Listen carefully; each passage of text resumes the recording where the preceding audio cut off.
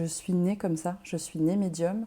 La première fois que je rencontre Elisabeth Leloirne, j'ai du mal à y croire. Comment cette ancienne responsable commerciale, installée en Bretagne, pourrait-elle me permettre de rentrer en relation avec une personne décédée ?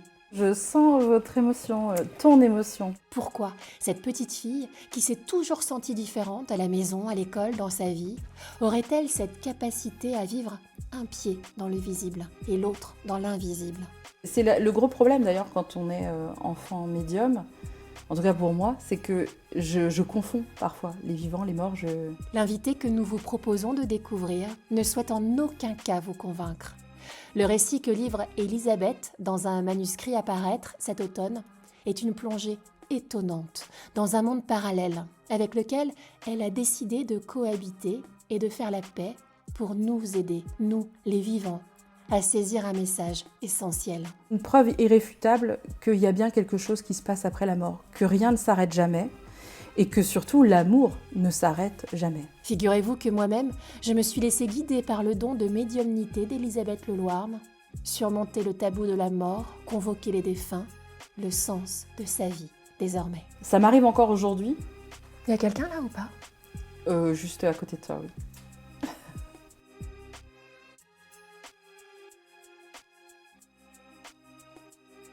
Salut tout le monde, bienvenue sur Entre vous et moi. Ravie que vous soyez toujours aussi nombreux et encore plus chaque jour à suivre nos vidéos sur YouTube et évidemment à les retrouver en podcast sur vos plateformes préférées. Merci aussi aux premiers donateurs de la cagnotte d'Entre vous et moi. On vous attend, il y a encore du travail à faire pour poursuivre justement ces belles émissions et on compte sur vous. Le lien s'affiche en description sous la vidéo. Merci. Bonjour Elisabeth Leloirne. Bonjour Dominique. J'ai marqué Elisabeth Médium dans mon petit calepin. D'accord. Voilà. Tu, vous. Tu ? Ouais, avec plaisir. Je me forçais à dire vous, mais je Moi sentais aussi. que ça allait venir. Tu. Médium. C'est ça. Voyante. Mhm. Coupeuse de feu. Aussi. Tout à la fois. C'est ça. Et la raison pour laquelle nous invitons Elisabeth sur ce fauteuil d'Entre vous et moi, c'est parce que Elisabeth est la première médium à qui j'ai fait appel. C'est vrai. Et ensemble, je peux vous dire que la rencontre a été saisissante, bouleversante. Je la garderai pour moi. Mais je peux vous dire que oui, entrer en contact avec ceux qui ne sont plus là, eh bien oui, ça se fait. Voilà. Il n'y a aucun prosélytisme dans cette interview. Ça n'est pas du tout pour vous faire croire à la médiumnité, au paranormal. Bien évidemment que non. Mais je voudrais simplement que vous découvriez le destin extraordinaire d'une petite fille de 5 ans qui voyait ceux partis dans l'au-delà. J'en ai des frissons rien que d'en parler. Oui, je sens votre émotion, ton émotion. Oui. Elisabeth, médium, ça veut dire quoi ? Ça veut dire qu'il arrive parfois dans la vie que des personnes arrivent sur Terre un peu différentes de ce qu'elles sont peut-être ou de ce que le monde voudrait qu'elles soient. Et puis il y a une ouverture, il y a quelque chose de différent et il faut apprendre à vivre avec. Ça a été mon cas puisque je suis née comme ça, je suis née médium, je suis arrivée avec tout le package complet, avec une médiumnité complète. Et dans une famille où la parole n'est peut-être pas autant libérée qu'elle devrait. Et donc j'ai grandi comme ça, avec un pied dans le visible, un pied dans l'invisible, dans le compréhensible, dans l'incompréhensible. Mais ça a été aussi ma construction, donc je ne peux pas la renier. C'est même pour ça certainement que j'ai réussi à grandir, à évoluer en restant toujours bien ancrée des deux côtés, à ne pas me perdre aussi certainement. Et puis il y a toujours un élément déterminant, je pense, dans la vie, qui fait qu'un jour, on se dit, bon, allez, cette fois-ci, je vais assumer. Et puis, si je suis comme ça, ben, je suis comme ça. Je ne peux pas changer. Alors évidemment, on va vous révéler ce moment voilà, où la bascule s'est faite, Oui. où tu as accepté ta médiumnité et tu en as même fait ta raison de vivre, en fait. C'est ça. Parce que jusque-là, eh bien, Elisabeth avait une profession tout à fait normale. si on ça. peut dire. On va revenir sur cette petite Oui. fille qui, à 5 ans, se rend compte en fait, qu'elle est sur la rive entre ces deux mondes, si tu veux bien. Bien sûr. Tu es originaire de Bretagne, Oui. née dans un petit village à Plouagat, c'est ça? Alors, je suis née à Saint-Brieuc, D'accord. dans les Côtes-d'Armor, et donc j'ai grandi effectivement dans un petit village tout près entre Guingamp et Saint-Brieuc. Ok. Voilà, dans une petite cité de caractère. Et donc, j'ai commencé l'école dans cette fameuse commune, qui était donc une école qui avait servi d'hôpital de guerre. Donc, quand j'ai commencé l'école, à mes 3-4 ans, eh bien, j'ai très vite constaté qu'il y avait un problème. C'est-à-dire qu'il y avait deux mondes qui se mélangeaient, deux époques qui se mélangeaient, et tout le monde avait l'air de trouver ça normal. Donc, je ne comprenais pas pourquoi moi j'avais des visions et que personne réagissait, pourquoi j'entendais des choses et que personne sursautait, personne réagissait non plus. Donc, je ne comprenais pas. J'étais un peu dans mon monde parce que je n'arrivais pas à comprendre qu'est-ce qui se passait. Est-ce que c'était moi qui n'allais pas ou est-ce que c'était les autres qui n'allaient pas? Mais en tout cas, il y avait quelque chose qui n'allait pas. Parce qu'Elisabeth, pour la première fois, raconte son histoire dans ce livre. Née médium, le parcours étonnant et douloureux d'une enfant médium. Et en effet, un roman inspiré, écris-tu, tu as changé les dates, Oui. Les lieux, les prénoms. Oui, bien et sûr. on va comprendre pourquoi. Mais la petite Lily, c'est toi. Mais la petite Lily, c'est moi, effectivement. C'est le petit surnom affectueux que me donnaient mes sœurs quand j'étais petite. J'ai voulu écrire sur les perceptions. Comment l'enfant visualise les choses, comment il vit les choses en interne, hein, comme je dis, c'est lui et lui. Et puis, je me suis un petit peu emballée dans le roman parce que des fois, quand on écrit, on se laisse aller comme ça à l'inspiration. Et à un moment donné, je me suis dit, il y a quelque chose de dysfonctionnel dans mon roman si je n'inclus pas la vie familiale de cette petite fille. Donc j'ai été obligée de l'inclure. Sauf que quand on écrit sur ses proches et quand on écrit sur une vie familiale, moi je dis toujours, on vit les événements de notre balcon. Oui. C'est-à-dire qu'une anecdote que moi, je pense avoir vécue de telle ou telle manière, eh bien, peut-être que mes frères et sœurs, peut-être que mes parents n'ont pas vécu la même chose.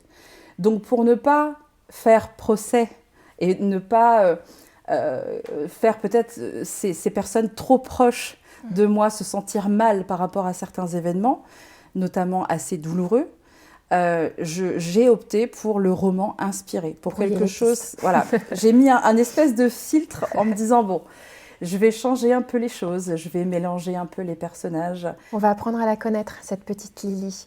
Quelle est ta date de naissance précise? Je suis née le 20 mai 1981. Mariée?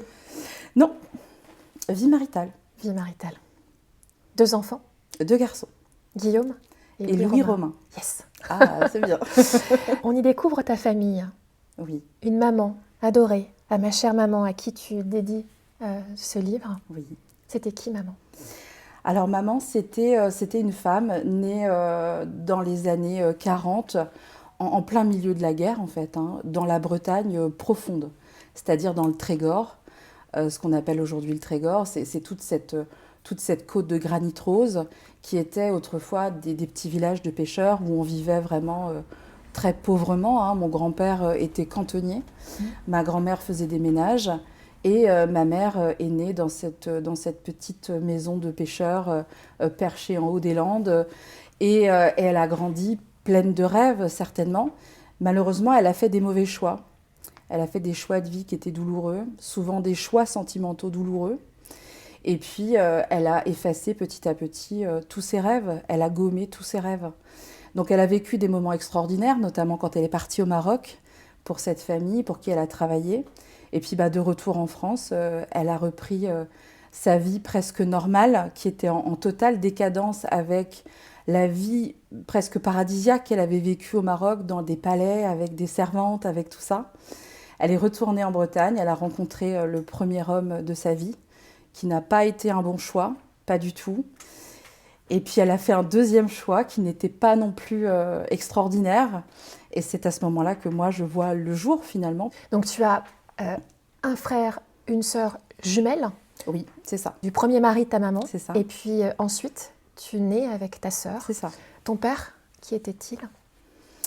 C'est un homme qui est né lui aussi dans le Trégor, mais alors lui du côté terre, c'est-à-dire que ma mère était née en bord de mer, Mon papa, lui, est né en campagne. Donc pareil, hein, dans la campagne profonde, hein, on n'est pas, c'est de la pauvreté, c'est des gens qui ont vécu dans rien. Donc lui, il a grandi dans cette famille, dans une famille qui baigne dans la violence quotidienne. Pour eux, c'est presque normal. C'est-à-dire que même si on remontait dans l'arbre généalogique, et c'est ce que je l'exprime aussi dans le livre, c'est que sur plusieurs générations, il y avait vraiment cette veine de violence qui continuait à perdurer de génération en génération. Donc c'est pour ça aussi que le contexte familial a été très compliqué pour moi. Même si je pense que ça en a fait aussi ma force. Est-ce que tu penses, là, à l'instant T où tu nous racontes cette histoire, cette naissance, est-ce que tu penses qu'il y a un choix en toi, peut-être inconscient, de fuir, de partir dans une autre réalité qu'est celle-ci? Au moment où j'étais enfant, j'étais trop dans la réalité. J'étais accrochée à la réalité, parce que ma mère appartenait à la réalité.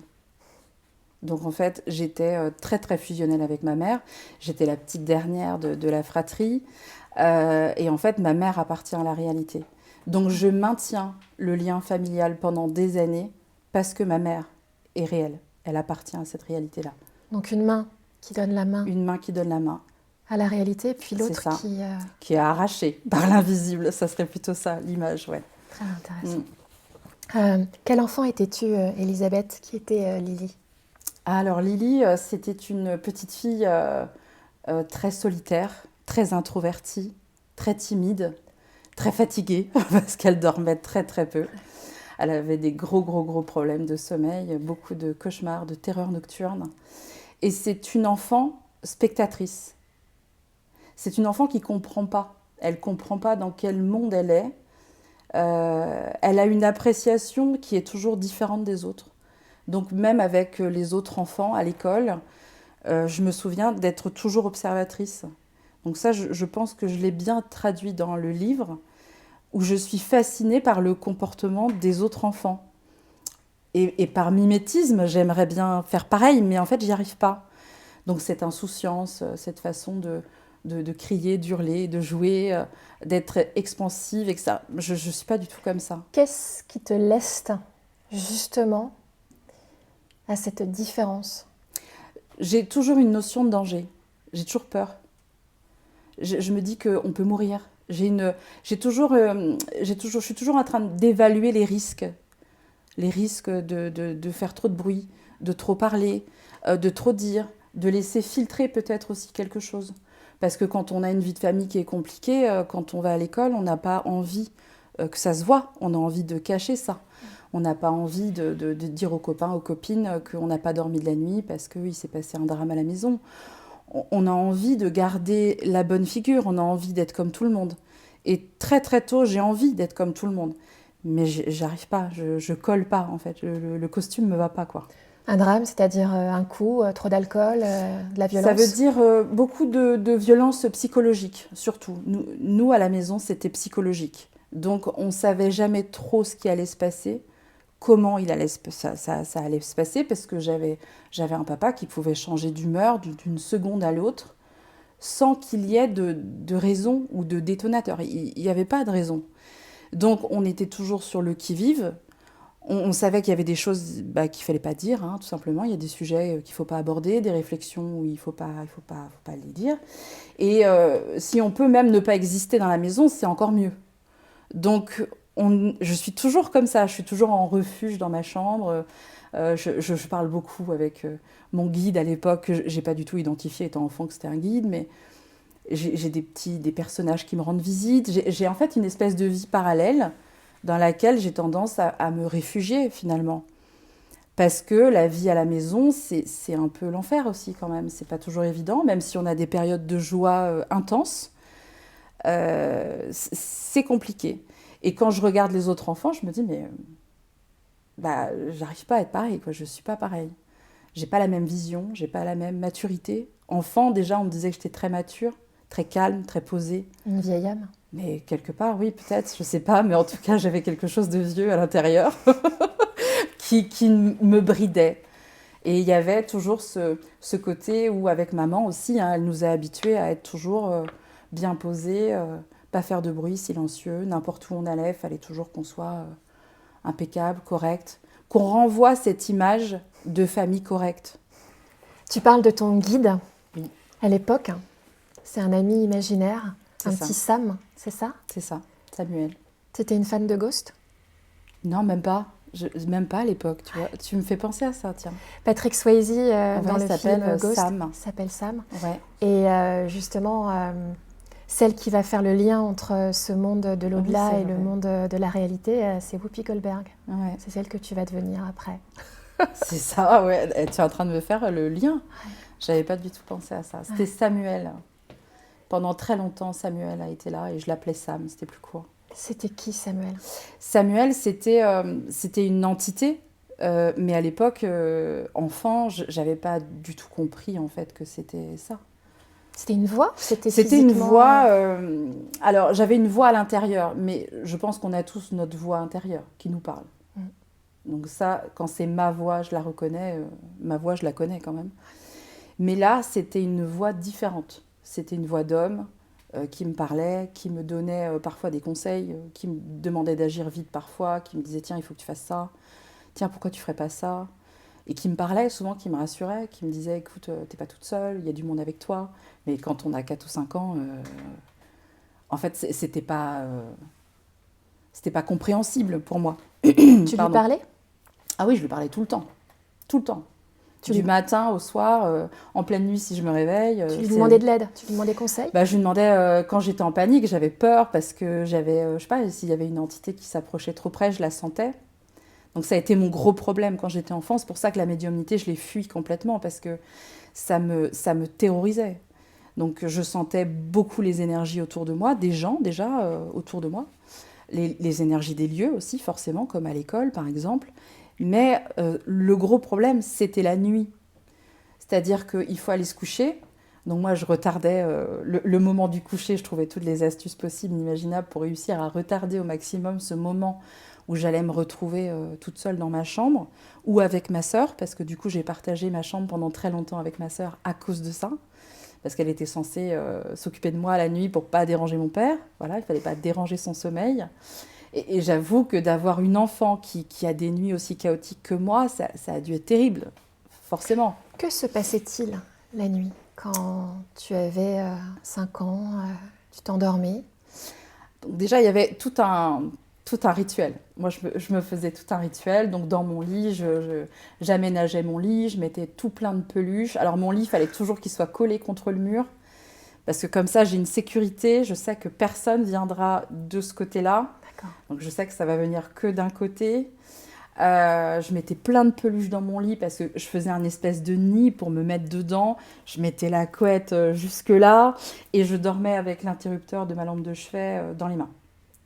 Donc ça, c'était mon petit rituel, ma mise en place du soir. Ma sœur, elle dormait dans un lit juste à côté de moi. On avait des lits jumeaux à l'époque. Et puis, je veillais jusqu'à tomber de sommeil. Donc des fois, ça pouvait durer très longtemps. Et quand je sentais que je commençais un petit peu à chuter, un petit peu à glisser dans le sommeil, c'est souvent là que mon corps ressentait des vibrations, des fréquences, des choses comme ça, ou quelque chose qui me dit « attention, il y a quelque chose qui ne va pas ». C'est un ressenti profond, c'est un frisson en fait, c'est quelque chose qui arrive, qui nous prend au niveau de l'estomac, ce qu'on appelle le plexus solaire, mais je ne le savais pas non plus à l'époque, puis la gorge. Il y a un mal-être, il y a un inconfort, il y a quelque chose qui arrive et je ne le vois pas encore. Le corps peut capter ce genre de choses avant qu'on puisse les apercevoir. Donc dès que ça approchait, je me mettais en alerte, je me disais ça y est, ça va arriver. Et qu'est-ce qui va arriver? Parce que ça peut être bienveillant, ça peut être neutre, mais ça peut aussi être malveillant, agressif. Et le souci, c'est que c'était souvent malveillant et agressif. Donc je me faisais attaquer, comme on dit.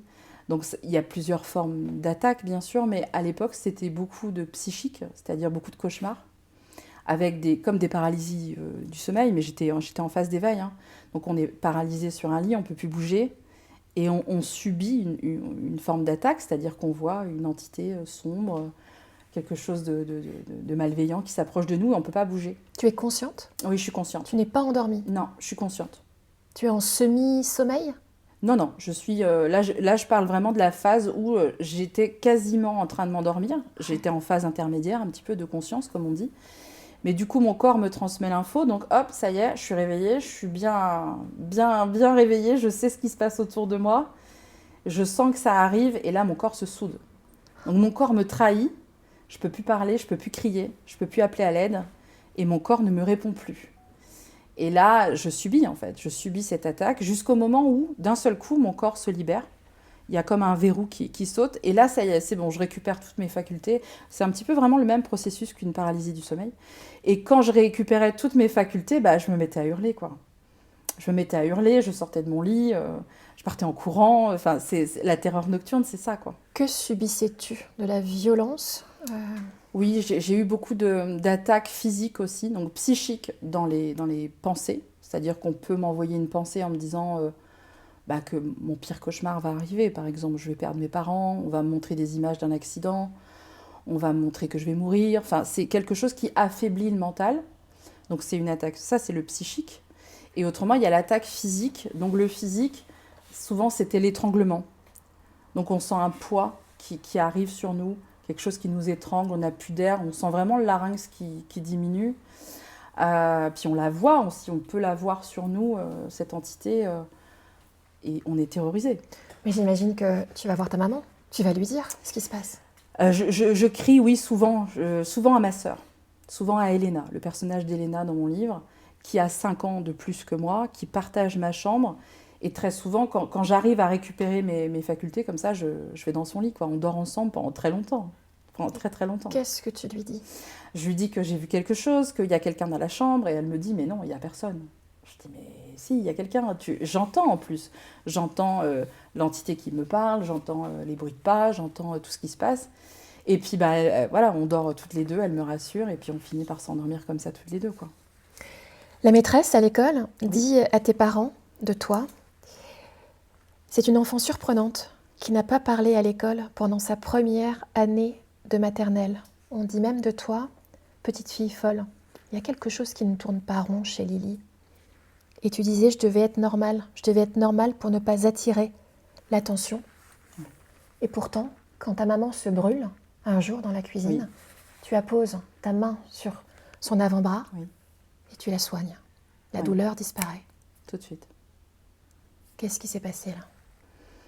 Alors, à l'école, l'objectif, c'était vraiment d'être comme tout le monde. Il ne fallait pas faire de vagues. Il ne fallait pas poser problème. Donc, je me disais toujours, prends sur toi et puis ça va passer, quoi. Ça passera. De toute façon, un jour, ça va s'arrêter. Elle est folle, Lily, c'est ça? Je ne sais pas si elle est folle, mais en tout cas, il y a quelque chose qui ne va pas. Il y a quelque chose qui ne va pas bien. Et comment ça marche pour que ça s'arrête, en fait. C'était vraiment ça, ma recherche à l'époque. Je voulais vraiment que ça s'arrête. Donc, à chaque fois que j'avais quelque chose comme ça qui arrivait, qui était fracassant, pendant 3-4 jours, j'étais vraiment pas bien, je dormais pas, je tombais malade, j'étais fragile. Et puis, je me disais, non, mais ça va passer, c'est bon. Sauf que le jour-là, c'est vrai que ma mère est juste à côté de moi dans la cuisine. Elle est en train de faire à manger, prépare à manger, et puis il fallait qu'elle soit partout, en fait. Il fallait qu'elle soit partout pour que tout soit parfait, pour que tout aille bien, pour que ça se passe bien, pour qu'il n'y ait pas de tension. Enfin, donc, elle profitait jamais des repas, elle profitait jamais du réveillon, elle profitait jamais de rien, puisqu'elle était tout le temps en train de servir tout le monde et s'affairer dans tous les sens.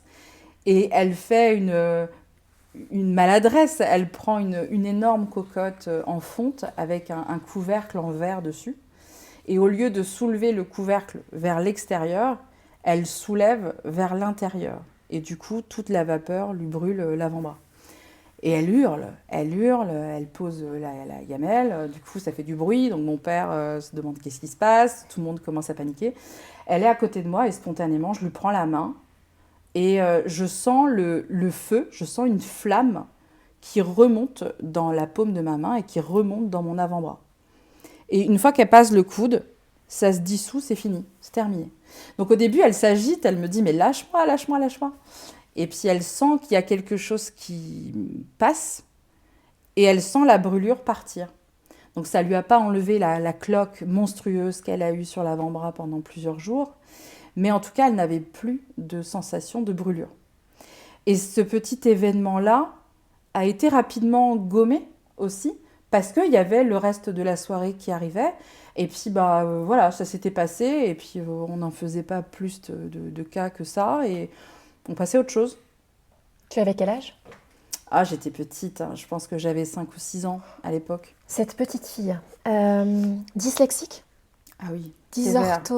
dysorthographique Ouais, aussi. Tu ouais. mélanges tout en fait. Oui, complètement. Ok. Et pourtant passionnée très très tôt d'écriture. C'est ça qui est terrible quelque part, parce que j'avais une honte incroyable à écrire, puisque dans les années 80, c'était pas comme aujourd'hui, hein, on détectait pas tous ces 10 comme on fait aujourd'hui. Et il a fallu que j'arrive jusqu'au CM2 pour que l'instit dise à ma mère en CM2, votre fille, elle a un problème, elle est dyslexique. Et ma mère a dit, ah oui, d'accord. C'est tout. On ne voulait pas voir chez toi, on ne voulait surtout pas se dire elle est différente. Il y avait trop de choses à gérer. Je pense que ma mère était complètement focalisée sur mon père.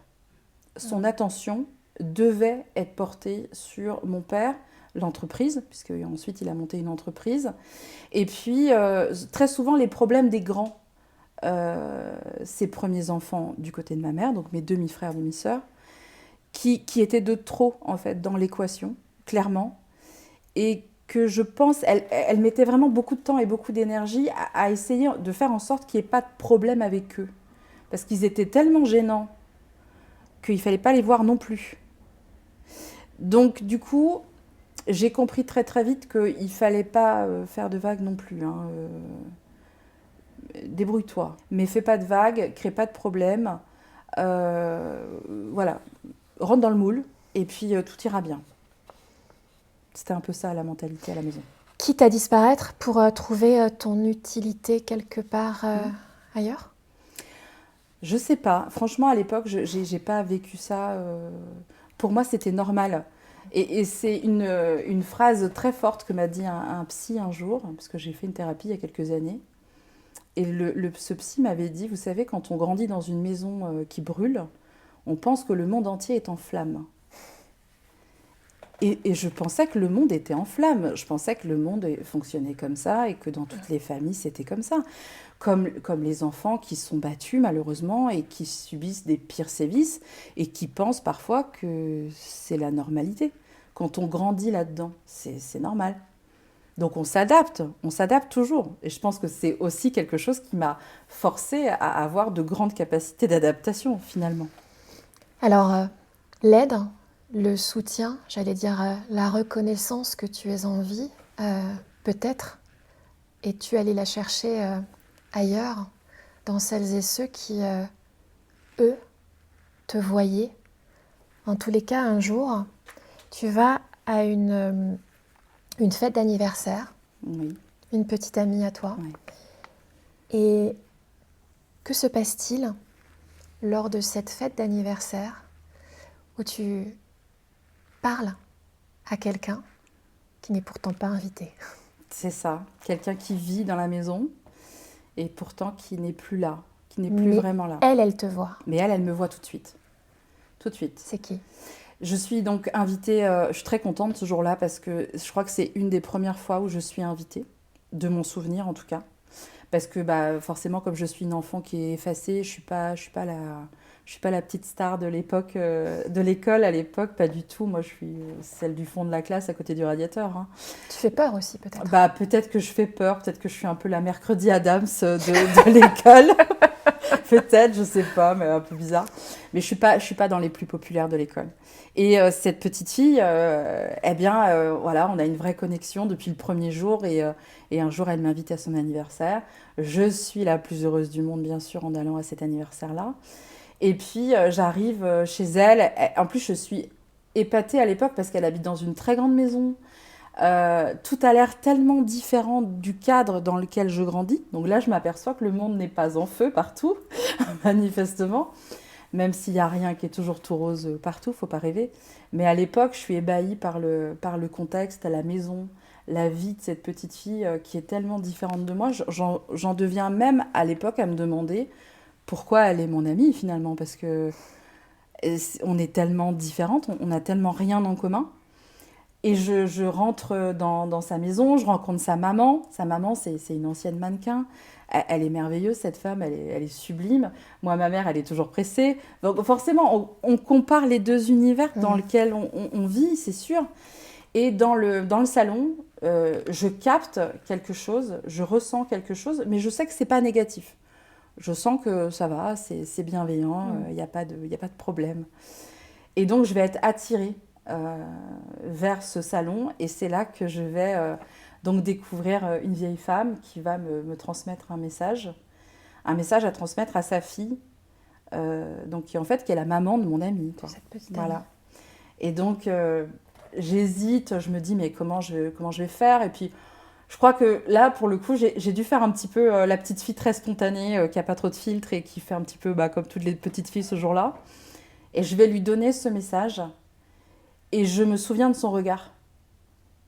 Je me souviens du regard qu'elle m'a lancé. La maman. Ah ouais. Après, Elle a été sidérée parce que je tape dans le mille en plus, quoi. Il y a quelque chose un comportement qui n'est pas bon. Le message est fort. Ça dure 10 secondes. arrête de te faire vomir, dit la grand-mère Oui, à cette maman oui, qui est mannequin c'est ça. et qui veut garder la ligne. C'est ça. Qui en fait a perdu son rôle, c'est-à-dire que elle a été mannequin pendant des années, et puis elle est devenue maman avec un homme qui était carriériste, donc elle s'est effacée, elle a laissé tomber sa carrière, mais elle a toujours son rôle de mannequin, et quand on veut garder la face, on veut garder tout ce qui va avec. Et je pense qu'elle était tellement attachée à sa vie de mannequin, les années fastes, on va dire, de sa vie, qu'elle était rentrée dans un jeu qui n'était pas bon du tout. La grand-mère, tu la vois physiquement? Oui, je la vois physiquement. Elle est là? Ouais, comme toi et moi. Elle est assise? Elle est assise, elle est dans un fauteuil, et elle est vraiment comme toi et moi. C'est le gros problème d'ailleurs quand on est enfant médium, en tout cas pour moi, c'est que je confonds parfois les vivants, les morts. Ça m'arrive encore aujourd'hui. Il y a quelqu'un là ou pas? Juste à côté de toi, oui. Derrière toi, à gauche. Au niveau de ton épaule gauche. Ok. Qui est là? C'est un homme. Qui est très content que je sois là. Parce que tu lui as parlé, je crois, tu as dû parler, lui dire que j'allais venir, et que tu étais particulièrement touchée de me voir. Et il me dit, elle se retient beaucoup parce qu'elle est dans l'émotion. Il y a des choses qui remontent quand je te parle de certains sujets, il y a des choses qui remontent chez toi aussi. Donc il me dit, elle prend sur elle, mais c'est pas évident. Il est comment physiquement? Je pense que c'est ton mari. Ok. Tu veux faire une pause? Non, non. Comment réagit la maman quand tu lui dis... Vraiment, je me souviens de son regard. Elle a posé un regard sur moi qui n'est pas un regard effrayé, mais c'est comme si elle avait été... on l'a découverte. Elle est prise presque la main dans le pot de confiture. Et elle me regarde en se disant, mais comment elle sait ça? Enfin, voilà, elle est interloquée. Elle a arrêté de se faire vomir? Donc moi, je suis repartie tout de suite jouer avec les copines, parce que je voulais couper, comme je le fais là. C'est-à-dire que je sens l'émotion qui devient trop vive chez toi, et je sais que là, soit ça monte, et du coup, quand je sens que ça monte, chez moi, ça va monter aussi, parce que je suis hypersensible, donc je vais le sentir. Donc du coup, hop, je change. C'est pour ça que je te dis, tiens, si tu veux, on fait une pause. Et là, il est parti. Et là, il est parti, oui. Et en fait, j'ai fait pareil. J'ai tourné les talons et hop, je suis partie jouer dans la véranda et puis c'était fini. Et voilà, on change d'énergie très vite. Et je pense aussi que quand on a un message comme ça, quand on s'y attend pas, surtout qu'à l'époque, là, pour le coup, c'était vraiment spontané, je pense qu'il faut plusieurs jours pour descendre, en fait, se raisonner par rapport à ce qu'on a entendu, ce qu'on a vu, ce qu'on a senti, et la portée du message. Mais pour toi, c'est normal, hein. Comment tu fais pour voir Claude qui n'est plus là, le voir là, être avec moi, Oui, dans cette réalité-là? oui. Comment aujourd'hui tu as réussi à vivre sur les deux rives? Ben, j'ai grandi comme ça. Je pense que c'est l'avantage. C'est fatigant, c'est fatigant, c'est épuisant. C'est normal. Ok. C'est normal, c'est comme toi, tu sens, tu vois, tu as tous tes sens. Bah, moi, j'en ai juste un en plus, qui parfois peut être handicapant, selon si c'est agressif, si c'est nocif, si quelqu'un, je sais pas, admettons, j'aurais une présence là qui est agressive ou qui commence à crier. Il faut pas que je sursaute, ça j'ai appris quand j'étais petite, à pas sursauter, à pas montrer quand il y a un truc qui me dérange. Je prends sur moi et je fais comme s'il y avait rien. Mais pour moi, c'est une normalité. C'est normal. Tu sais ce qui m'a fait monter l'émotion?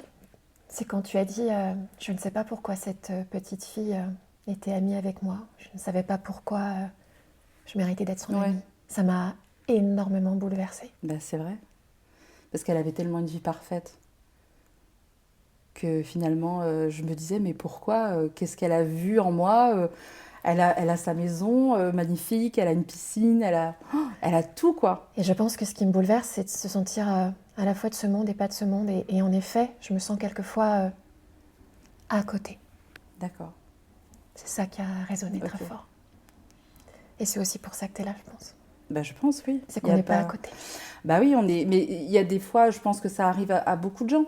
Quand on rencontre des gens et que ça matche bien et qu'on s'entend bien et qu'on découvre que cette femme ou cet homme-là, il a une vie ou elle a une vie parfaite. Et on se dit, mais qu'est-ce que je suis? Quelle valeur ajoutée je suis à sa vie? Ce qui est terrible finalement, parce que estime de soi, confiance en soi, mais à l'époque, ça montre bien que j'étais complètement perdue, mais avec moi-même, clairement. En tous les cas, tu envies des choses qui se sont passées il y a très longtemps. Dans ton livre, tu expliques aussi lors d'un spectacle de fin d'année, tu vis à l'instant T une scène qui s'est passée il y a des décennies de cela, une eau qui submerge la scène. Qu'est-ce que tu ressens? Ah là, je suis en panique. Je suis pas bien ce soir-là. Déjà, j'étais pas très bien parce qu'il y avait un spectacle, il fallait se mettre en scène. À l'époque, moi, je suis timide, introvertie. Hein. Si on pouvait me mettre de l'autre côté dans les coulisses pour pas qu'on me voie, ça aurait été très très bien. Mes parents sont dans la pièce, ce qui est très très rare. C'est pas arrivé beaucoup. Les deux. Et je veux pas le décevoir. Je veux pas décevoir mes parents, encore moins mon père. Et je veux pas être différente. Donc il faut que j'assure. En plus, c'est une chorégraphie. Donc j'ai dû répéter des centaines d'heures cette chorégraphie pour vraiment rien louper. Et je sens que ça va être compliqué tout de suite, quoi. Parce que la musique, le son, me permet d'avoir des connexions. En fait, c'est-à-dire que quand j'écoute une musique, je peux partir très très vite. Je fais beaucoup d'écriture inspirée, j'écoute beaucoup de musique de film. Je suis une grande fan de Hans Zimmer. C'est d'ailleurs comme ça que je fonctionne, beaucoup. Et selon d'ailleurs les contacts que je peux faire, souvent ils me font écouter telle ou telle chanson pour m'aider. Et donc cette chanson-là, je l'ai entendue pendant des semaines. On a répété des semaines là-dessus, donc je la connais bien. Je considère que je suis prête. Mais par contre, effectivement, il y a un paramètre que je n'ai pas du tout évalué.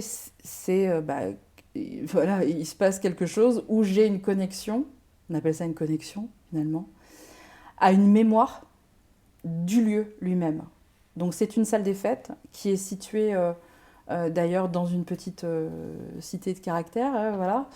Et il y a eu au XVIIIe siècle une digue qui a cédé et qui a donc déversé toute son eau à l'endroit où est construite aujourd'hui la salle des fêtes. Et donc moi je suis emportée par la musique. Et du coup, je suis emportée dans ma vision où je vois carrément l'eau qui se déverse, qui arrive dans la salle et qui engloutit tout sur son passage. Et Et j'assiste à ça, donc j'essaie de fuir. Je bouscule mes camarades en pleine chorégraphie, je cours de l'autre côté de la scène. Enfin, c'est épique, quoi. Alors, ta maman le voit. Oui. Elle voit qu'il se passe quelque chose. Oui. Elle décide en tout cas de t'emmener chez un psy. Oui, elle décide, parce qu'elle se pose beaucoup de questions. Je fais beaucoup de terreurs nocturnes. Et ce manque de sommeil provoque du coup des problèmes de santé. Je suis asthmatique. Je suis toutes les semaines chez le médecin, clairement, parce que je dors pas, je suis épuisée. Dès que je suis dans la voiture, je m'endors parce que je suis en manque de sommeil tout le temps. Et puis je pense qu'elle met peut-être petit à petit plein de petites choses mis bout à bout en se disant mais il y a peut-être quelque chose qui va pas, quoi. Ouais. Et si quelque chose n'allait pas, c'est un peu ça. Sauf que je pense qu'elle a très très peur à ce moment-là. Parce que si jamais je devais parler vraiment de ce qui se passe à la maison, ça pourrait poser de gros problèmes. Donc je pense qu'elle est très frileuse à m'envoyer voir un psy, parce qu'il faut que je parle que de mes problèmes de nuit, d'insomnie, de cauchemars, etc. Mais parle pas d'autre chose. C'est vraiment ce petit conditionnement qu'elle va me faire sur le chemin, en me disant tu peux parler de tes cauchemars, de tes angoisses, de ce qui va pas, etc. Mais tu parles pas d'autre chose. Et qu'est-ce qui va se passer chez ce psy qui va apparaître? Donc je vais chez mon psy ce jour-là, donc je suis pas bien non plus, encore une fois. Je vis toujours ça comme si c'était un examen, quoi. Je suis sur le grill, donc fais pas de gaffe, dis pas n'importe quoi, tiens-toi bien, tu bouges pas. Et puis il y a la voix de Sam qui arrive pour me rassurer en me disant écoute, ça va bien se passer, détends-toi, rassure-toi. Et puis il me dit écoute, c'est pas compliqué, tu répètes juste ce qu'on te dit. Je dis d'accord, mais qu'est-ce qu'on va me dire? Moi, je me voyais déjà partir enfermée chez les fous. J'imaginais, je suis excessive. Déjà, à l'époque, je suis excessive, donc je pense que j'ai imaginé le pire à l'époque. Et puis, ma mère s'entretient avec lui pendant une vingtaine de minutes, peut-être un peu plus. Et puis après, c'est mon tour. Et donc, je me retrouve toute seule face à ce monsieur. Qui était... moi, j'étais toute petite. Enfin, j'ai une vision... encore une fois, c'est mon balcon. Mais je me souviens surtout de ses épaulettes, parce qu'à l'époque, les médecins, les psys, les généralistes, tout ça, ils portaient beaucoup de vestes à épaulettes. Donc, il me paraissait très carré, très... Voilà. Et puis moi, j'étais toute petite à côté. J'avais les pieds qui me balandaient dans le vide. Et puis, il commence à me poser des questions en me demandant, alors, t'as un ami imaginaire? Qu'est-ce qui se passe? Enfin, il essaie de comprendre. Et puis là, juste derrière lui, je vois une dame qui apparaît. Et je comprends qu'il faut que je répète ce qu'elle me dit. Donc je commence à lui dire, voilà, derrière vous, il y a une dame, elle est comme ci, elle est comme ça. Elle me dit que quand vous étiez petit, elle vous attendait tous les soirs après l'école, elle vous préparait des tartines de confiture. Et là, je vois qu'il se met en retrait dans son fauteuil, l'air de dire, mais qu'est-ce qu'elle me dit? Parce que c'est juste. Je suis en train de lui décrire tout un pan de sa vie et il est confronté à quelque chose qu'il ne comprend pas. Et c'est lui ce petit bonhomme à et qui on fait c'est lui ce petit bonhomme. des petites tartines confiture. C'est ça.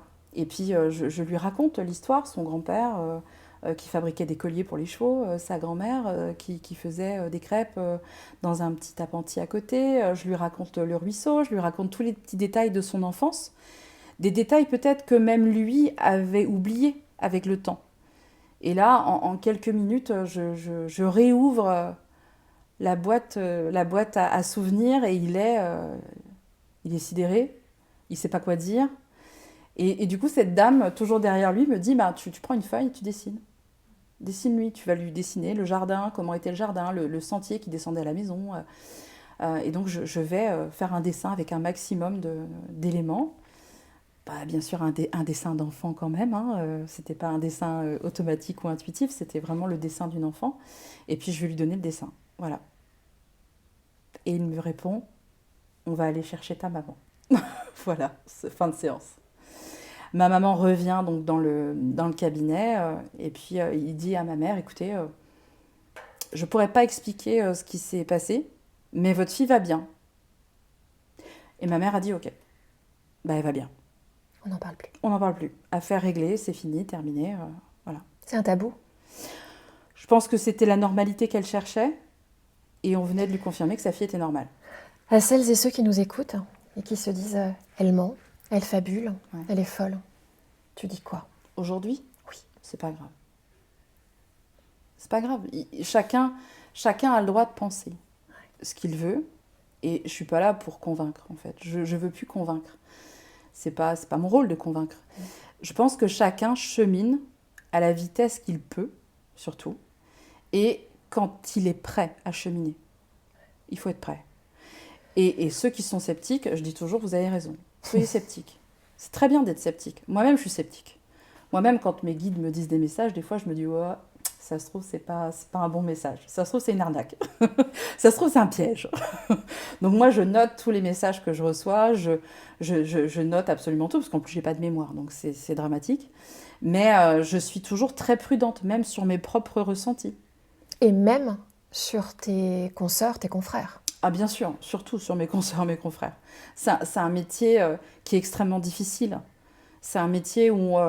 je sais que tout le monde va dire que tous les métiers sont difficiles, mais un métier de médium, on évolue quand même dans le bien-être. On est quand même là au service de l'humain, parce que le médium, c'est un outil. Hein. Nous, on n'est rien finalement. C'est une radio. Un médium, c'est un poste de radio. Nous, on répète bêtement ce qu'on nous dit. C'est tout, hein. On n'a pas plus de mérite que ça. Mais c'est un métier qui est en plein essor. Hein. Il y a un gros effet de mode pour des médiums, des voyants, des cartomanciens, des magnétiseurs, des radiesthésistes, et j'en passe. Mais je pense qu'aujourd'hui, parmi tout ça, qui sont les vrais, qui sont les faux, quoi. C'est ça. Donc c'est pour ça que je dis aux gens, soyez sceptiques, bien sûr. Vous voyez un reportage, une interview sur un médium, il faut être sceptique. Quand as-tu, toi, décidé de te faire confiance, de faire confiance à ces voix intérieures? Il a fallu du temps, parce qu'on ne devient pas médium comme ça du jour au lendemain, c'est pas vrai. Enfin, moi, j'y crois pas. Après, chacun verra encore une fois la vérité de son balcon, mais moi, je me dis que c'est un cheminement intérieur qui est très, très lent. C'est un chemin d'acceptation, et puis c'est douloureux parce que c'est pas facile, c'est pas quelque chose que, comme ça, on claque des doigts, ça marche, c'est pas vrai. Donc moi, il a fallu que j'évolue, que je fasse ma vie, que je rencontre mon mari, que je devienne maman. Enfin, il y a eu plein d'étapes après. Donc, tu as suivi un chemin, j'allais dire, de petite fille, d'adolescente et de jeune femme qui a tout de même trouvé sa place dans cette réalité-là. Oui, et j'ai choisi, c'est là justement le choix que j'ai fait à l'époque, c'était de choisir ma vie. C'est-à-dire que je vais laisser la médiumnité de côté parce que j'y arrive pas. Je ne comprends pas comment ça marche en plus. Ouais. Ça me fait peur. Donc je vais tenter de nier ça. Je vais le ranger dans un tiroir. Je vais dire non. Moi je vais être commerciale. Tiens, allez voilà. Pour être comme tout le monde, pourquoi pas. Ça passe partout ça. Ça a été ta profession? Ouais, j'ai été commerciale pendant des années. Ok. Donc je suis partie là-dedans, j'y ai cru très très fort, je me suis éclatée en plus là-dedans, hein. C'était vraiment un job que j'adorais, je me suis épanouie dans mon travail, je me suis révélée dans mon travail. Et t'étais complètement coupée du reste? Ah, pas complètement parce que ça revenait de temps en temps, notamment une fois où ça m'a carrément sauvé la vie. Ça m'a sauvé la vie, ma médiumnité m'a sauvé la vie il y a quelques années où j'étais responsable de magasin à l'époque. T'as pas trouvé ça sur Internet? Non. Donc déjà, il a fallu que je vive mon premier drame. Donc mon premier drame, ça a été le décès de ma maman en 2010. Donc ma maman va contracter un cancer pancréatique. Elle va être malade pendant 3 mois. Moi, pendant 3 mois, je vais me dire, ils se sont trompés en fait. Enfin voilà, c'est pas possible. Enfin, c'est ma mère, donc ma mère, elle peut pas mourir. C'est un peu ça. J'étais très jeune, hein, j'avais 29 ans. Et puis, je vais l'accompagner du mieux que je peux. Je vais greffer carrément toute ma vie autour de ça, de sa maladie. Je vais passer mon temps à faire des allers-retours à l'hôpital. Toute ma vie n'est que centre d'examen, scanner. Il n'y a que ça pendant 3 mois. Et puis, maman va perdre contre la maladie. Elle va décéder en octobre 2010. Et à ce moment-là, c'est un effondrement total. Mais vraiment, c'est le drame. Quand je dis que c'est le drame de ma vie, c'est vraiment le drame de ma vie. Parce que j'étais extrêmement proche de ma mère. Et tes voix ne te disent pas, tu te Mes voix, elles fourvoies? continuent à me dire, Elisabeth, ça va être dramatique, quoi. Et moi, je dis non, non. Bah non, vous mentez, c'est bon. Je veux pas entendre.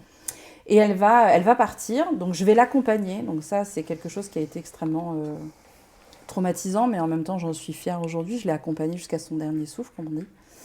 Et le lendemain matin, je me suis réveillée, j'avais plus rien. J'avais plus aucune perception. J'étais vide. J'avais rien. Parce qu'un choc émotionnel peut ouvrir une conscience, ouvrir une perception, un éveil spirituel, comme on dit. Mais un choc émotionnel peut aussi le fermer. Donc moi, le lendemain du décès de ma maman, j'étais aveugle, j'étais sourde, c'était fini, j'avais plus rien. Et puis, au bout de quelques mois, ça a commencé à me manquer.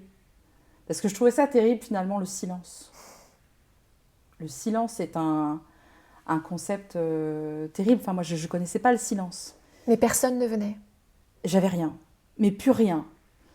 Et donc là, je suis rentrée dans une espèce de quête où je me suis dit, bon, il faut que ça revienne. Je veux que ça revienne. Donc c'est là que j'ai été voir des magnétiseurs, des voyants, des médiums, et que je suis tombée sur tout et rien. Et je me suis dit, non mais... déjà, moi, je veux pas être comme ça, je veux pas être comme eux, parce que c'est effrayant, il y a des personnes qui sont quand même effrayantes. Donc, comment je vais faire? Donc, pendant des mois, j'ai cherché un interlocuteur, une solution, quelqu'un pour m'aider, je trouvais personne. Jusqu'au jour où on m'a recommandé d'aller voir un vieux monsieur qui était doyen de son village. Puis je lui explique mon problème, je lui explique aussi mon enfance, les attaques d'entités, les rêves, cette envie de toujours mettre ma médiumnité de côté. Enfin, je lui explique vraiment tout. Et il me dit, mais pourquoi tu veux que ça revienne si t'as peur? Tu veux que ça revienne parce qu'en fait, tu veux parler à ta mère. Et là, il m'avait percé à jour, hein. J'étais grillée, hein, comme on dit. Je dis, bah oui, c'est vrai, je veux savoir si elle est bien arrivée de l'autre côté, si tout va bien, si je n'ai pas fait de bourde parce qu'elle ne va pas se gêner de me le dire. Donc je veux en fait un contact avec elle. Et ce monsieur me dit, mais tu sais, quand on est médium pour les autres. On n'est pas médium pour soi. Donc si tu le fais que pour toi, ça ne marchera jamais. Il faut que tu en fasses quelque chose pour les autres. Il faut que ce soit pour les autres que tu fasses ça, jamais pour toi. Et moi, je lui dis à ce monsieur, je dis, mais moi, je suis commerciale, en fait, je vends des cuisines et des salles de bain, j'ai pas le temps, et puis c'est pas un métier. Enfin, je veux dire, c'est une faculté, oui, peut-être, ok, il y a des films à la télé où on voit des gens qui font ça et c'est un métier, mais moi, c'est pas mon métier. Et donc, il me dit, écoute, réfléchis bien, prends ta décision et tu verras. Mais il faut que tu prennes la bonne décision. Je suis repartie de là, j'étais complètement perdue. Hein. Honnêtement, j'étais perdue parce qu'il me dit ça, je comprends même pas ce qu'il me dit. Puis à l'époque, j'étais pas du tout documentée ou mal documentée sur tout ça. Donc, j'ai pas compris, j'ai pas saisi le message. Et puis j'ai cheminé encore, voilà, il a fallu des semaines, peut-être même des mois. Et un matin, j'étais allongée sur mon lit, c'était un matin, c'était un peu tard. Mais tout était fermé, tous les volets étaient fermés. Et j'ai senti sur ma peau comme s'il y avait un rayon de soleil. Comme s'il y avait quelque chose de chaud qui arrivait sur ma peau. Et là, je me suis redressée d'un coup, je me dis, oh, il y a quelque chose, je ressens, il y a quelque chose. Et je me suis levée comme ça, et j'ai vu un guide dans ma chambre, à l'époque. C'était un de mes anciens guides aussi. Et il m'a dit, maintenant, réveille-toi. Et je suis restée le regarder. Et je lui ai dit, mais c'est bon? Il m'a dit oui, mais c'est maintenant. Donc réveille-toi, lève-toi. Et voilà. Je me suis levée ce jour-là. Je suis descendue 4 à 4 les marches en disant à mon mari, ça y est, j'ai vu un mec dans ma chambre, c'est génial. C'est génial. C'est revenu, c'est revenu, c'est revenu. Et ton mari, normal? Mon mari, normal, parce qu'il est toujours zen, il est toujours calme, il est toujours dans l'écoute. Et puis lui aussi, il voyait bien que j'étais malheureuse. En fait, j'avais l'impression de vivre un double deuil. J'avais d'un côté, je venais de perdre ma mère, et j'avais perdu aussi qui j'étais. En fait, je m'étais perdue là-dedans. Le deuil m'a fait me perdre. Et ton amoureux a accepté dès le départ oui, tout de suite. qui tu étais? Oui, tout de suite. Même si je me suis dit, bon, ça passe ou ça casse, hein, comme on dit.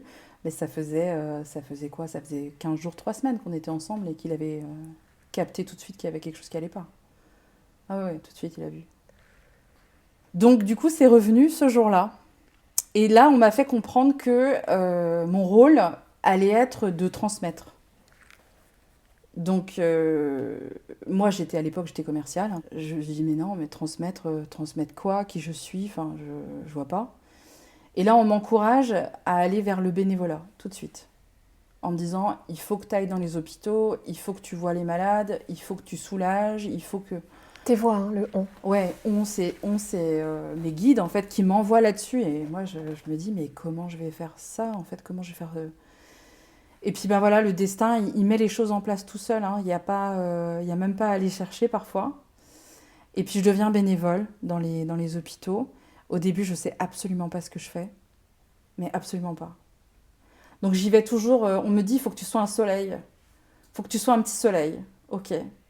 Donc moi, je rentre dans les hôpitaux, je fais toujours des blagues, j'ai beaucoup d'humour, donc j'essaye un peu de déconnecter la personne de ce qu'elle vit, de son drame à elle aussi, de tout ça. De la maladie. Je parle pas des traitements, je parle pas des résultats, je parle d'Il fait beau, je parle d'une anecdote qui m'a fait rire le matin, je parle d'un fait d'actualité, je parle de la météo, je parle de Jean-Pierre Pernaut, je parle de tout ce qui va déconnecter de la réalité. C'est ça qui est important. Et puis ça marche. Je sais pas comment ça fonctionne, mais en tout cas le résultat est là. Et puis je commence à prendre du plaisir à le faire. C'est ça qui est magique. Et à côté de ça, bah, j'ai toujours ma vie normale. J'ai toujours ma vie de commerciale. Donc là encore, je suis dans les deux mondes. Un côté où je suis commerciale et que je fais mon métier, je parle en marge, en chiffre d'affaires, en objectif, etc. Et sur mes jours de repos, je suis dans les hôpitaux avec les malades. Et ça, je vais le faire pendant à peu près 3 ans, jusqu'au jour où, un nouveau drame, je suis assez spontanée dans le travail. Si je suis en phase avec les personnes avec qui je travaille, il n'y a pas de souci. Mais s'il y a un truc qui ne va pas, je ne peux pas m'empêcher de le dire. Et donc, je suis souvent celle qui pose problème, en fait, dans une société. C'est dramatique, mais c'est comme ça, parce que quand il y a un truc qui ne va pas, je ne peux pas m'empêcher, en fait. Je n'arriverai pas. Je ne peux pas me forcer. Je ne sais pas faire. Je sais pas faire. Et donc, à l'époque, je travaille pour des dirigeants et ça ne va pas, en fait. Ça ne va pas du tout. Et puis, un jour, je suis à mon travail. Je suis dans mon bureau, à l'époque. C'est un aquarium, tu sais, c'est tout vitré et tout ça.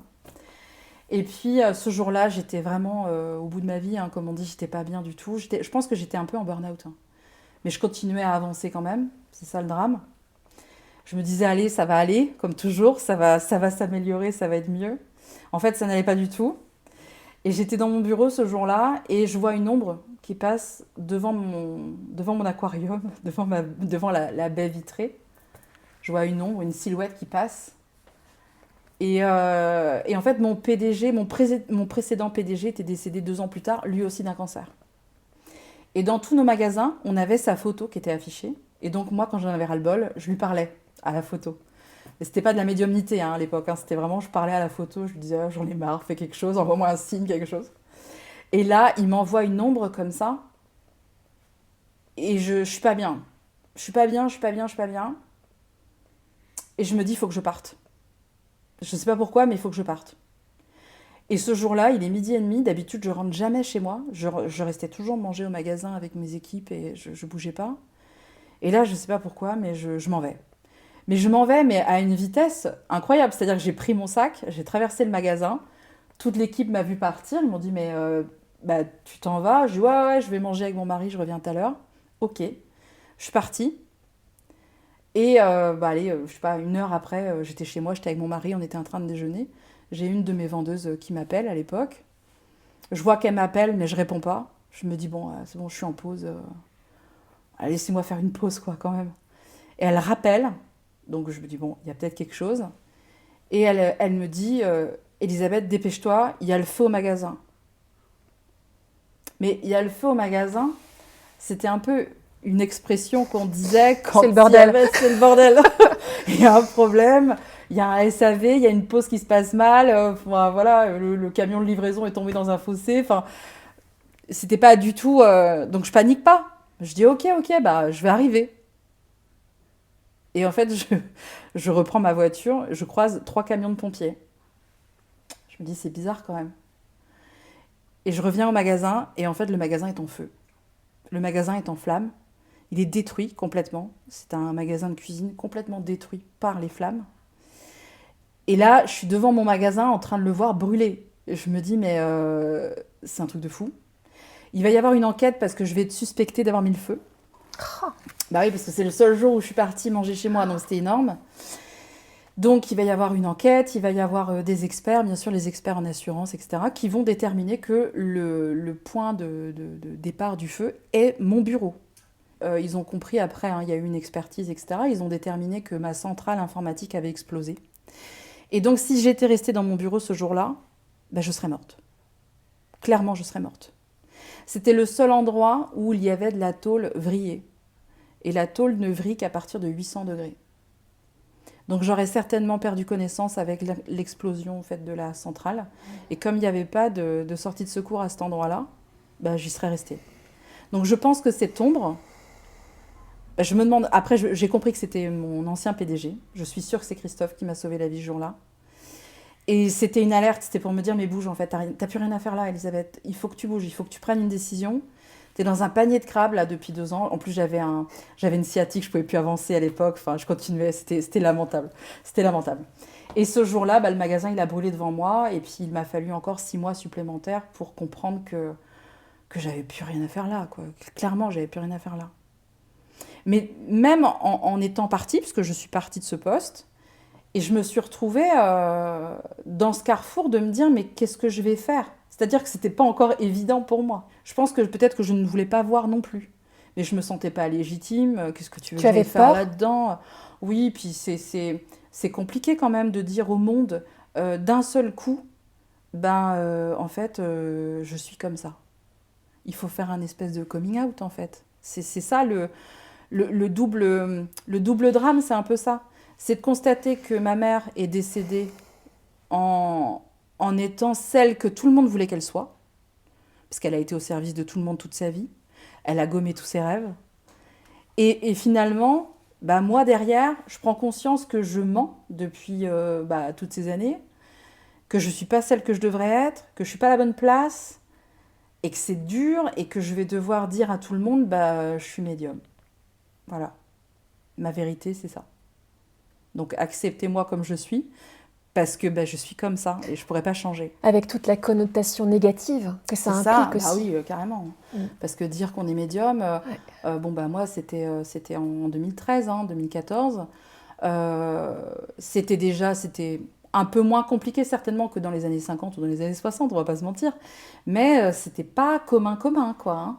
Et c'est à ce moment-là que Lily est apparue au monde ? Je pense que c'est les gens qui me parlent de leurs derniers instants de vie, qui font le déclic. Parce que je me retrouve à faire des accompagnements en fin de vie, mais de jeunes parfois, de personnes qui ont le même âge que moi, et qui me disent, mais Elisabeth, si j'avais su, j'aurais pas fait ça, j'aurais peut-être fait les choses différemment.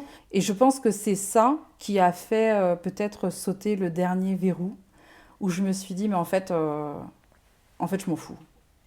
Je vais vivre ce que j'ai envie de vivre et je vais le faire à fond, en fait. Voilà. Tant qu'à faire, je suis excessive, donc je vais faire ce que j'ai envie de faire. Après, c'est pas un chemin qui est facile parce que c'est un chemin qui nous pousse tout le temps dans des remises en question. Quand on est invité dans un cocktail, un apéro, un mariage, on est un peu la bête curieuse quand même, on est un peu la médium. Tout le monde nous regarde un peu du coin de l'œil en nous disant « Ah ouais, elle est médium ». Et puis, il faut accepter ça, en fait. Il faut accepter le regard. De toute façon, je n'ai jamais été comme tout le monde. Donc, de toute façon, un peu plus ou un peu moins, c'est pas grave. Mais il y a eu un passage très symbolique un peu plus tard, parce que chez moi, en fait, si tu veux, les gens venaient... les clients venaient à la maison, parce que j'avais installé mon cabinet à la maison. Et ils avaient du mal à trouver ma maison. Tout le temps. Donc les gens m'appelaient, ils râlaient, je ne trouve pas votre maison, vous n'avez pas de plaque pro, c'est pas marqué, c'est pas indiqué. Et moi je disais, ah mais si, c'est facile, c'est ma maison, donc forcément c'est facile. Et puis un jour, il y a une consultante qui me dit, mais pourquoi vous mettez pas un panneau? Pourquoi vous mettez pas un panneau avec votre nom? Et là, je me disais, tiens, il y a encore des verrous qui existent parce que j'ai pas envie de mettre ça sur mon mur. J'ai pas envie de mettre Elisabeth Medium sur mon mur. J'ai pas envie de mettre ça, quoi. Parce que c'est écrit, c'est vrai. Dans le commerce, on dit ça. Tout ce qui est écrit est vrai. Donc si je mets ça là, tout le monde va savoir que... Je sais pas, je suis pas à l'aise avec ça. Je suis pas encore à l'aise avec ça. Et puis au final, tout le monde m'a poussé. Les clients n'arrêtaient pas de me dire, mais quand est-ce que, quand est-ce que, quand est-ce que... Donc j'ai été faire un panneau. Et je l'ai mis dans mon bureau. Je l'ai pas mis sur mon mur. Je l'ai mis dans mon bureau. Pendant un certain temps, il était derrière moi. Donc comme ça, il était là. Et puis il est resté là un petit moment. Et puis un samedi, je m'en vais faire quelques courses avec mes enfants. Je reviens à la maison. Et le panneau est mis en place. Mon mari, pendant que j'étais partie, il a pris la perceuse et hop, il l'a mis sur mon mur. Et moi, je suis revenue à la maison, ça m'a fait un choc. Oh, je me suis dit, mais pourquoi il a fait ça? Je suis rentrée dans la maison, je pleurais. J'étais en train de décharger mes courses en pleurant. Et mon mari me dit, qu'est-ce qu'il y a? Tu voulais pas le mettre là? Ça te va pas? Il est trop haut, il est trop bas, il est bancal. Je dis, non, mais il est accroché, quoi. Je dis, mais t'imagines, qu'est-ce que vont dire les gens? Mais qu'est-ce qu'ils vont penser? Enfin, ils vont peut-être me rejeter, en fait. Ça y est, les amis qu'on avait, voilà, on sera plus invités. Voilà. Voilà. Les enfants étaient invités aux anniversaires. Les enfants, vous serez plus invités, parce que votre mère, elle est médium. Donc, voilà. Et je me suis enfermée dans mon bureau. J'ai pleuré, mais toutes les larmes de mon corps. Et mon guide m'a dit à l'époque, il me dit, mais qu'est-ce que tu fais? Pourquoi tu réagis comme ça? Je dis, parce que tout le monde va savoir. Il me dit, oui, alors? C'est terrible, quoi, parce qu'ils vont me critiquer, ils vont me rejeter. Qu'est-ce qu'ils vont dire, quoi? Ils me disent, mais tu sais, avant, ils te critiquaient aussi. Sauf que maintenant, tu sauras pourquoi. Et voilà. Et il a fallu admettre aussi que les gens vont changer peut-être de regard sur nous. Où on passe de responsable commercial à médium dans les Côtes d'Armor, le choc est brutal. Et puis en fait, j'ai jamais cherché à envoyer qui que ce soit dans mon sillon. J'ai toujours respecté même les membres de ma famille qui sont extrêmement cartésiens, qui croient pour la plupart en rien. Il n'y a pas de souci, ok, j'ai même des copines qui ne croient pas, il n'y a pas de problème. Chacun croit en ce qu'il veut. Moi, je crois en moi et c'est déjà pas mal. Et comme je dis, quand je rencontre quelqu'un, souvent les gens me disent ça. Ah, me dit, moi, je crois pas en ça. Je dis, écoutez, je vous inquiétez pas, les trois quarts des gens croient pas en eux-mêmes. Donc pourquoi ils croiraient en moi? Et je crois que si chacun, d'ailleurs, réfléchissait un peu comme ça, et qu'on était plus nous-mêmes, en faisant complètement fi du jugement de l'autre, du comportement de l'autre, etc., on serait peut-être beaucoup plus aussi en lumière, chacun. On serait peut-être beaucoup plus alignés aussi avec nous-mêmes. On cherche toujours à coller, en fait, à un style, à coller à une société, à coller à un modèle éducatif, à coller à tout ça. Mais en fait, le vrai nous, c'est ça qui est important. Le reste, qu'est-ce qui va rester de nous après? Pourquoi dans ton récit, tout résonne si fort? Résonne avec qui? Avec toi? Avec mon histoire. Quand tu m'as contactée, il y a quelques temps, quelques mois peut-être, je ne sais plus, je te connaissais pas. Je regarde pas du tout la télé. Je suis pas du tout, je fais pas partie de ces gens qui regardent, c'est même la presse people et tout ça. C'est à 10 000 lieues de moi. Enfin, je me sens pas, ça résonne pas avec moi, quoi. C'est pas moi. Et du coup, quand on a fait ce rendez-vous ensemble, je me disais, j'ai dit, mais si ça se trouve, je vais me planter, parce que ça arrive, hein, on n'est pas infaillible, on n'est pas des robots. Il y a des jours, on a des super connexions. Il y a des fois, ça marche pas. Il y a des fois, le défunt est là, des fois, il n'est pas là, donc on ne peut pas inventer non plus. Et puis avec toi, il y a eu une espèce de fluidité, ça a été super fluide. Et je me dis que, pourquoi toi, tu m'as contactée? Et pourquoi, qu'est-ce qui t'a poussé ce jour-là à se dire, tiens, je vais la contacter, elle et pas une autre? Alors moi, je me dis que là encore, il n'y a pas de hasard. Je pense qu'on a des connexions plus ou moins fortes, plus ou moins denses. Et parfois, on ne sait pas pourquoi, mais ça match au premier coup d'œil et c'est même pas forcé. C'est naturel, c'est spontané. Et puis, quand on découvre un petit peu la vie de l'autre et l'envers du décor, on s'aperçoit que finalement, il y a plein de petites choses qui résonnent chez l'un et chez l'autre. Et c'est ça aussi la magie, finalement, la magie humaine.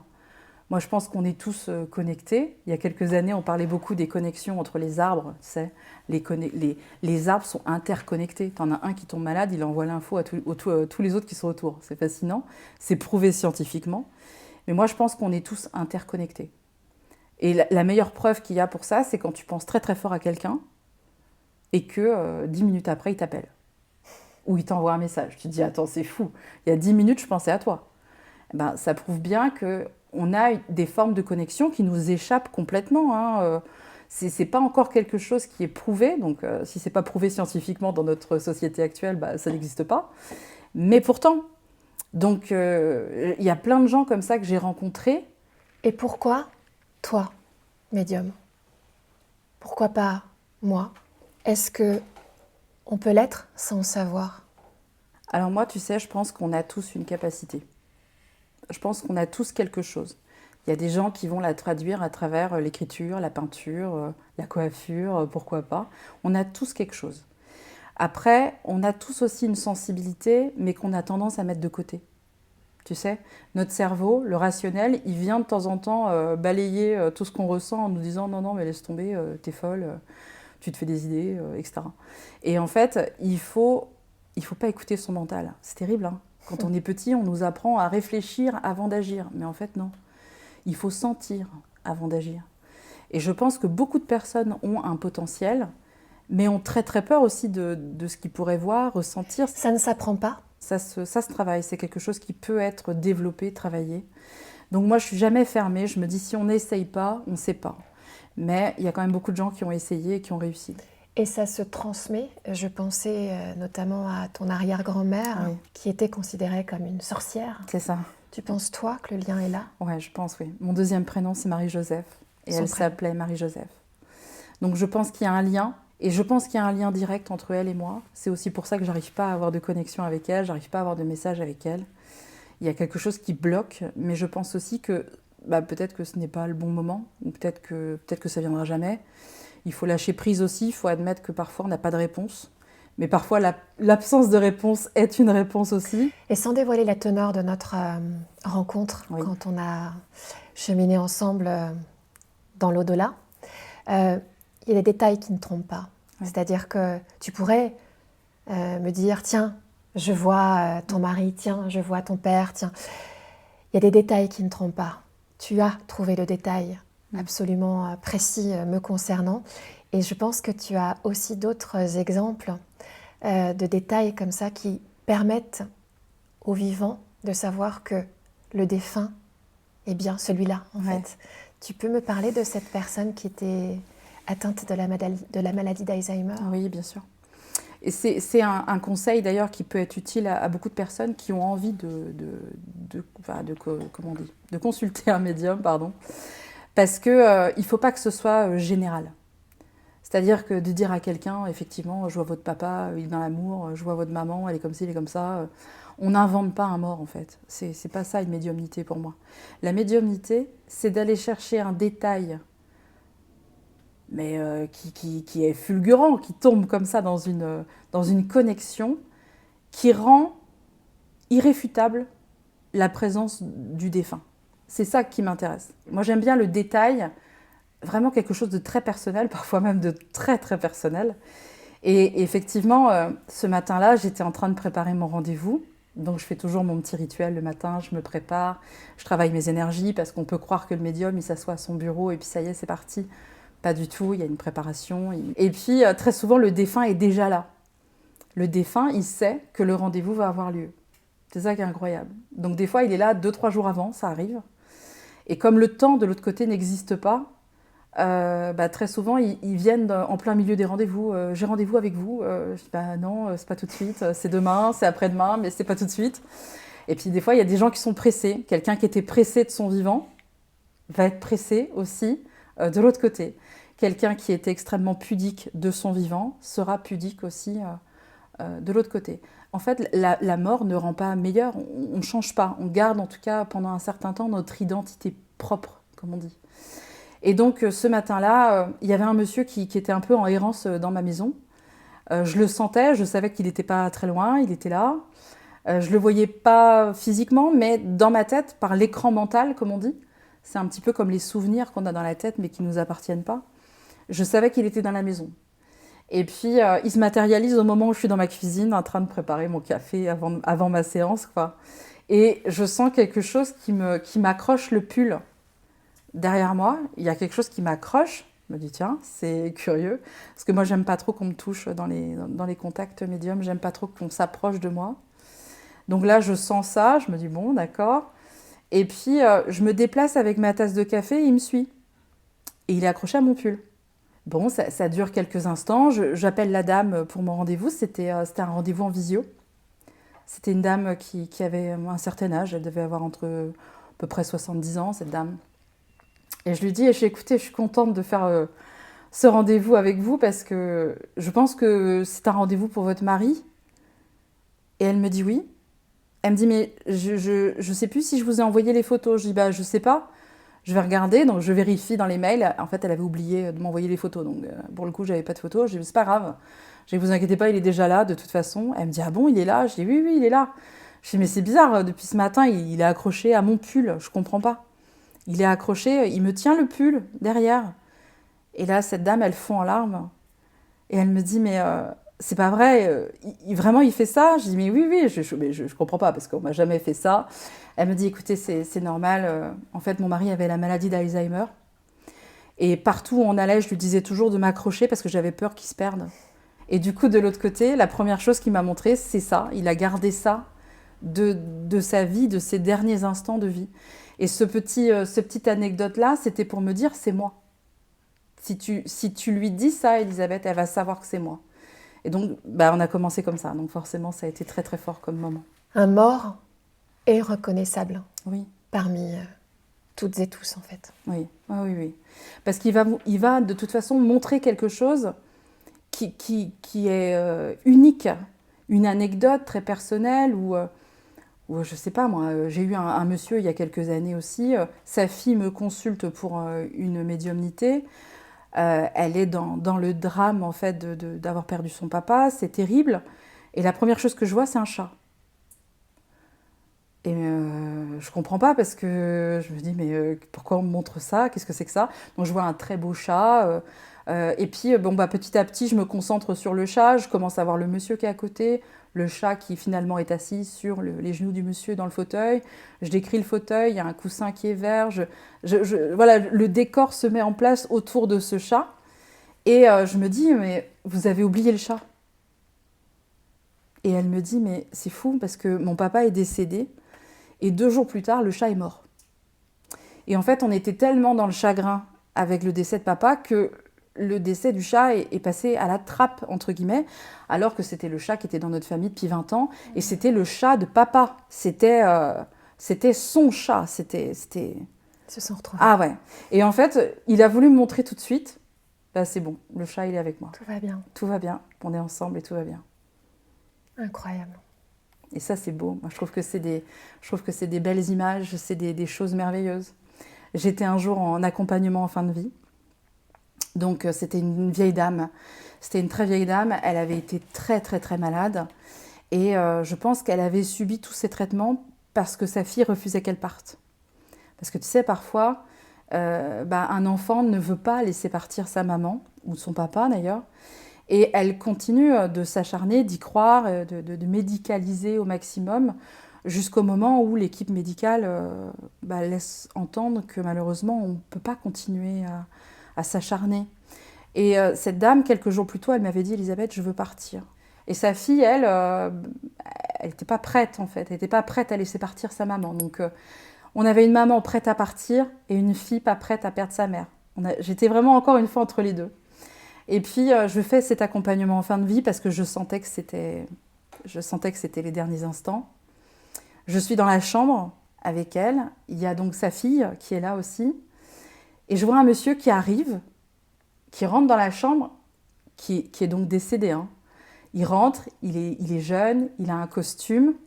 Et il me dit, mais elle n'est pas encore prête ? Et je lui dis non. Alors je lui dis non mentalement, je lui dis pas non à haute voix parce que je veux pas que la jeune femme à côté se dise mais qu'est-ce qui se passe ? Elle est folle, ça y est, elle commence à parler toute seule. Il me dit c'est fou ça, toute ma vie je l'ai attendu. toute ma vie, je l'ai attendue. Et là, c'est pareil, elle me fait encore attendre. Je lui dis oui, mais elle n'est pas prête, hein, c'est pas tout de suite. Et puis, je sens que le moment arrive et je vois cette femme qui donne son dernier, qui va donner son dernier souffle. Je vois cette jeune femme qui se précipite sur sa mère en lui disant « Ne pars pas, ne pars pas, ne pars pas ».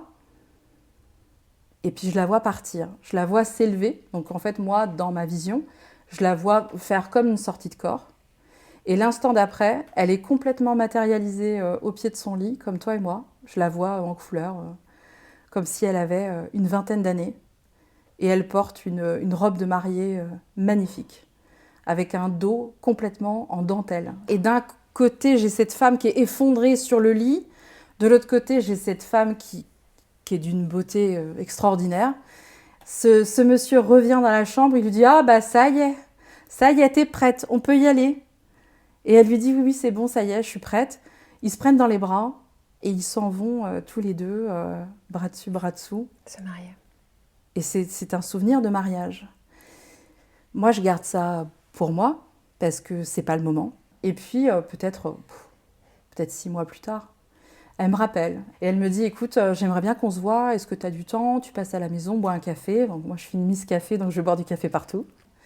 Et puis, elle finit par me poser la question. Elle me dit « Écoute, est-ce que tu crois que maman est bien là où elle est ?» Et je lui dis « En tout cas, tu sais, ta maman, c'était une très, très belle mariée. » Et elle me dit « Ah bon, pourquoi tu me dis ça ?» Alors, je lui explique la scène, qu'est-ce que j'ai vu, et surtout ce dos de robe qui m'a frappée, parce que c'était de la dentelle, c'était très, très beau, très, très fin. Et donc, elle me dit « Mais tu sais, je vais te sortir une photo et je vais te montrer. » Et il s'avère que la grand-mère, donc l'arrière-arrière-grand-mère, était dentelière. Et c'est elle qui lui a fait sa robe de mariée.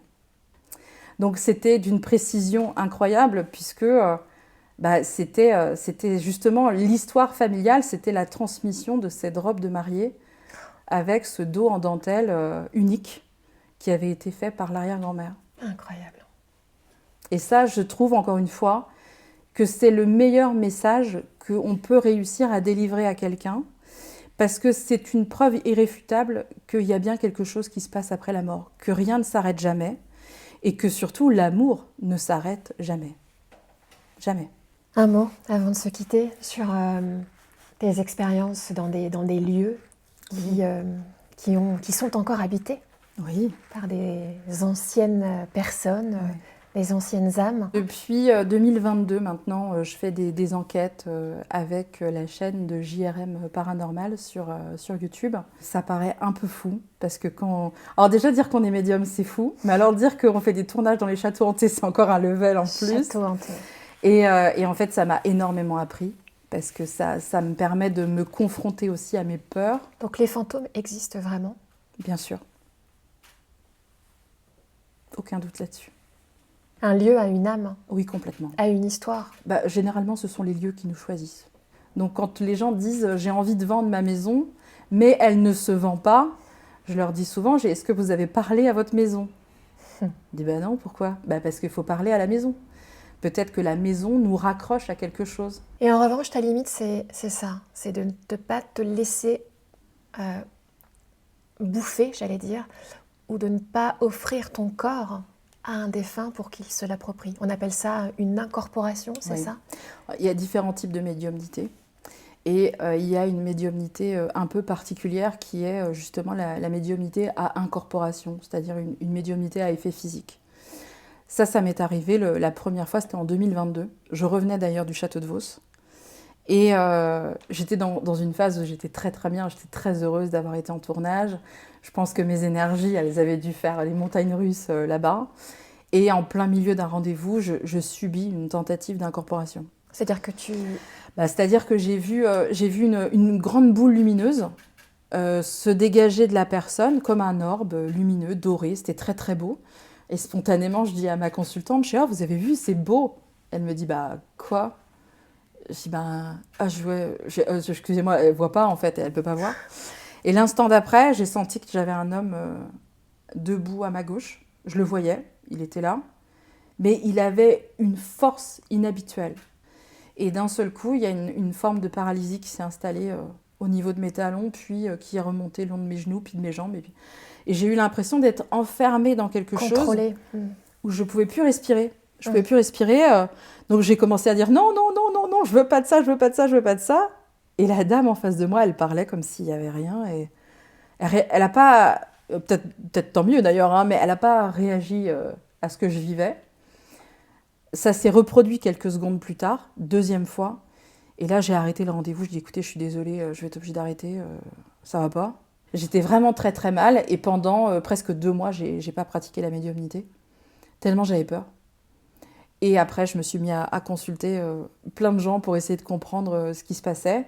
Et jusqu'à ce que je consulte Sylvain Didlot, qui est médium à Incorporation, lui, au Canada, et qui m'a beaucoup aidée à lâcher prise et à se dire que finalement, c'est peut-être une évolution que j'avais peut-être pas prévue, mais on n'est pas toujours dans le contrôle dans la vie, on contrôle rien. C'est quelque chose que je ne pratique pas en rendez-vous, mais ça m'arrive très souvent. Et ça m'arrive notamment la nuit. Donc la nuit, quand ça arrive, maintenant, je dis « Ok, c'est bon, vous pouvez y aller, vous pouvez y aller ». Et là, ça se matérialise au niveau de ma gorge. C'est-à-dire que je me mets à parler avec une voix qui n'est pas la mienne. C'est la voix du défunt. Donc c'est quelque chose que j'ai finalement maintenant, j'ai mis 2 ans, hein, donc j'ai accepté. Ok. Et je travaille là-dessus, moi-même, hein, toute seule, c'est moi et moi. Pour justement peut-être travailler là-dessus et peut-être, pourquoi pas, le proposer dans quelques années. Parce que, encore une fois, ça serait un mode de retransmission qui serait énorme parce qu'on reconnaît la voix de son défunt. On ne peut pas la copier, on ne peut pas l'inventer, on ne peut pas... Voilà. Ce serait une preuve supplémentaire. Je pense que les gens, aujourd'hui, ont peut-être besoin de preuves.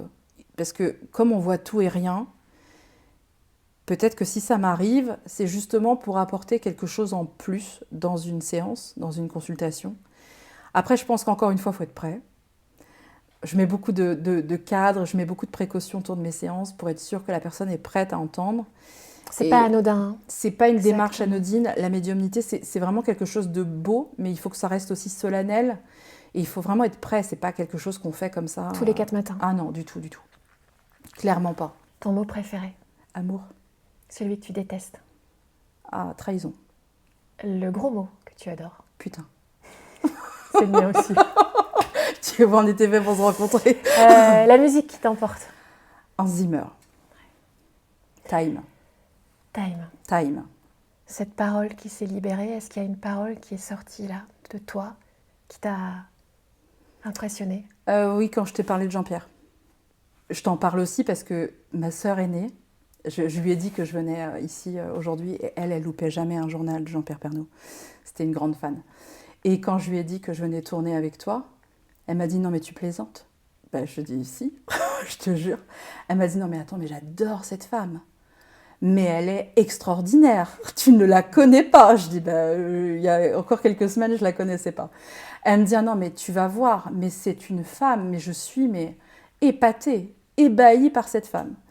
Et en fait, c'est vrai que je me suis rendu compte que Jean-Pierre Pernaut, tout le monde connaissait et c'était le rendez-vous de tant de monde. Et en fait, c'est ça que j'ai envie de te dire. Peut-être que toi, tu peux aussi être un rendez-vous et tu peux aussi être une personne qui renvoie quelque chose de lumineux, comme faisait Jean-Pierre à une époque. Et tout ce que lui a été aussi à représenter pour tout le monde. Donc c'est ça que j'ai envie de te dire. Il est passé là ou pas? J'ai pas eu, non. Désolée. Il est têtu, il est très occupé. Ouais, il est très occupé, puis je pense que tu peux pas... tu sais, c'est une personnalité, tu peux pas le forcer à faire quelque chose qu'il veut pas faire. Qui verrais-tu dans le fauteuil d'entre vous et moi, là, après toi? La première personne que j'ai vue tout à l'heure dans ton fauteuil, c'est Carla Bruni. Je ne sais pas pourquoi, hein, parce que je ne connais pas du tout la carrière de Carla Bruni. Mais je ne sais pas pourquoi, tout à l'heure, tu vois, quand on était en train de te préparer, j'ai vu Carla Bruni. Et là, quand tu me demandes quelle personnalité je verrai ici, c'est bizarre, je vois que des femmes, hein, tu vas me dire, il n'y a que des femmes, mais c'est Rachida Dati. Et je suis certaine que c'est quelqu'un de bien. Je ne la connais pas, hein, c'est à l'intuition. Comme dirait Ève Bria. Comme dirait Ève. Ève qui a permis d'ailleurs cette rencontre. Oui, merci beaucoup Ève aussi de m'avoir offert ce cadeau. Merci. Merci à toi. Vous me posez la question combien on est. Ça, c'est une question que m'a posée souvent mon fils. Combien on est dans la pièce? Ouais, combien? Et là, maman, combien on est? Donc là, on est combien? C'est combien il y a de vivants et combien il y a d'autres personnes avec nous. Et donc là, quand on me demande on est combien, spontanément, je vais répondre 8. Là, Aujourd'hui, là, on est 8 dans la pièce à ce moment-là, à l'instant T. on est 5 vivants. C'est ça. Donc il y a 3 personnes avec nous.